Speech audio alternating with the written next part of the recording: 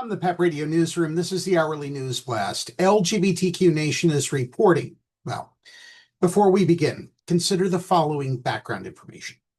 So, is the name Lindsey Graham a male or female? Since I did not spell the name, you might not know. It happens to be the name of the senator from South Carolina and the narrator of American History Tellers.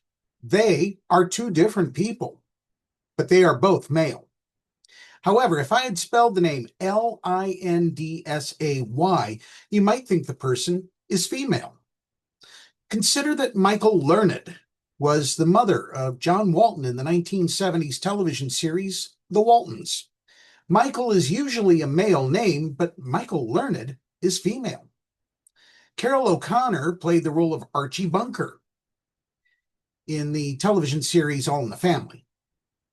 Carroll, spelled C-A-R-O-L, is usually a female name, while Carroll, C-A-R-R-O-L-L, is a male name. Given that background, this is today's news story.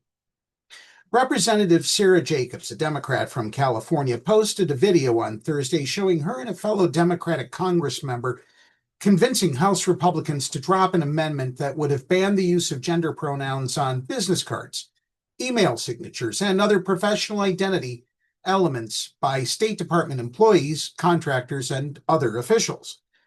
The video, which Jacobs posted to the social media platform X, begins with her opposing the amendment as radical infringement on State Department employees' freedom of speech and expression.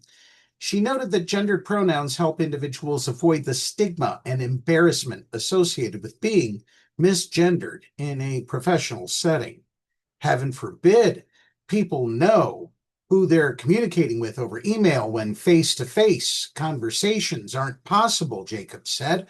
We'll let the Taylors and Shannons and Lindsays of the world and anyone else go misgendered for the sake of my Republican colleagues' feelings. Frankly, this amendment is an embarrassing use of this committee's time when we have so many other pressing issues to address, she added.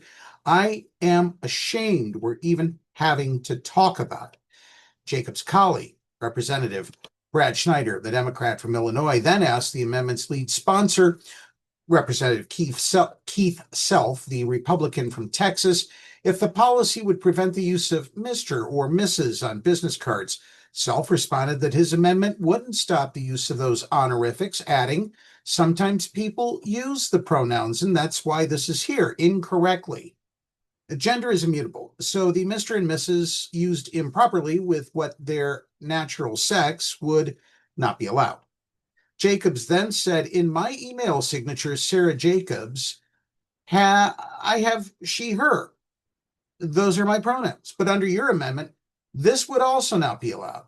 But you just said it's only forbidden if you use the wrong pronouns. That's not actually accurate.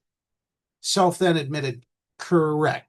That's correct. You're absolutely right. Thank you for that, Ms. Jacobs. Schneider then asked, our ambassadors have a title that are often His Excellency or Her Excellency. Would that be prohibited on their business card? And added, I think this amendment is going to cause a whole lot of problems across the State Department. Representative Brian Mast, the Republican from Florida, who oversaw the hearing, then admitted to Schneider, I think you're rightfully stating something.